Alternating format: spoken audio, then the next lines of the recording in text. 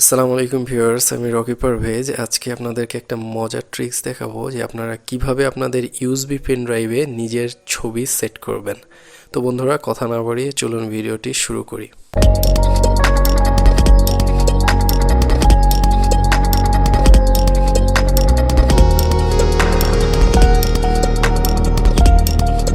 তো বন্ধুরা দেখুন, কম্পিউটারে আমার ইউএসবি পেন ড্রাইভটি প্রবেশ করানো আছে, কিন্তু এখানে কোনো ছবি শো করছে না। তো আমি স্টেপ বাই স্টেপ আপনাদেরকে দেখাবো। আমি ডেস্কটপে একটি ছবি নিয়ে রেখেছি, যেই ছবিটা আমার পেন ড্রাইভের আইকন হিসেবে আমি এখন আপনাদেরকে সেট করে দেখাবো। ছবিটার উপরে মাউসের কার্সর রেখে রাইট বাটন ক্লিক করুন। রাইট বাটন ক্লিক করে ওপেন উইথ পেন্ট, এখানে আমরা পেন্ট টুল দিয়ে ছবিটাকে ওপেন করব। ছবিটি ওপেন হয়ে গেছে। এবার ওপেন হওয়ার পরে আমরা এই ছবিটাকে সেভ অ্যাজ করব। কোনো কাজ করার প্রয়োজন নাই, জাস্ট সরাসরি আপনারা চলে যাবেন সেভ অ্যাজ। এবার ছবিটিকে আমরা বিএমপি ফরম্যাটে সেভ করব। এই যে এখানে বিএমপি ফরম্যাট দেওয়া আছে। তো আমি ছবিটিকে ডেস্কটপে সেভ করলাম।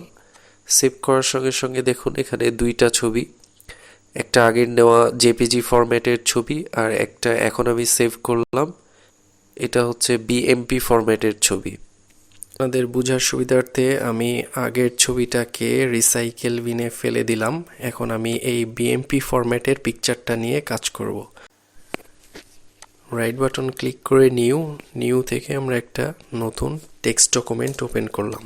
এখন টেক্সট ডকুমেন্টটি ওপেন হয়েছে। টেক্সট ডকুমেন্টটা ওপেন করার পর আমরা সিম্পলি একটা ছোট্ট কোড লিখব।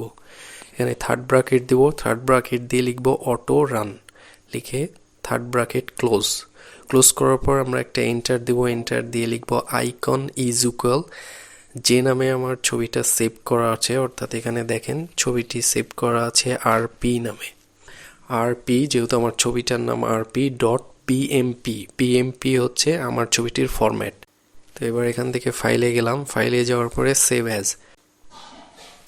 অ্যাজ করার পর আমরা টেক্সট ডকুমেন্টটাকে করে দিব অল ফাইল এবং ডকুমেন্টটির নাম দিব autorun.inf। এবার করে দিলাম সেভ, ডেস্কটপে সেভ করে দিলাম।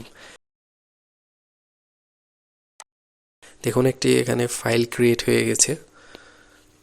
তো আপনাদের বোঝার সুবিধার্থে আমি আগের টেক্সট ডকুমেন্টটাকে রিসাইকেল বিনে ফেলে দিলাম। আমার কাজ হচ্ছে এই নতুন ফাইলটা এবং আমার ছবিটা।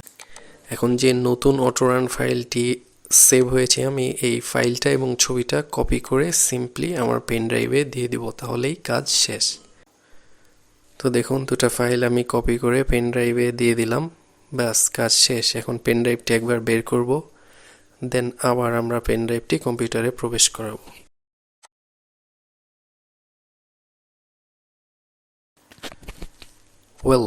দেখুন ফ্রেন্ডস, আমার পেন ড্রাইভের আইকন হিসেবে আমার নিজের ছবিটি এখানে শো করছে।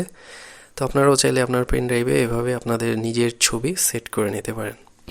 তো ফ্রেন্ডস, আজকে এ পর্যন্তই। আবার দেখা হবে নতুন কোনো ভিডিওতে নতুন কোনো ট্রিক্স নিয়ে। আপনি যদি আমার চ্যানেলে নতুন হয়ে থাকেন তাহলে অবশ্যই চ্যানেলটি সাবস্ক্রাইব করুন এবং ভিডিওটি যদি ভালো লেগে থাকে তাহলে লাইক, শেয়ার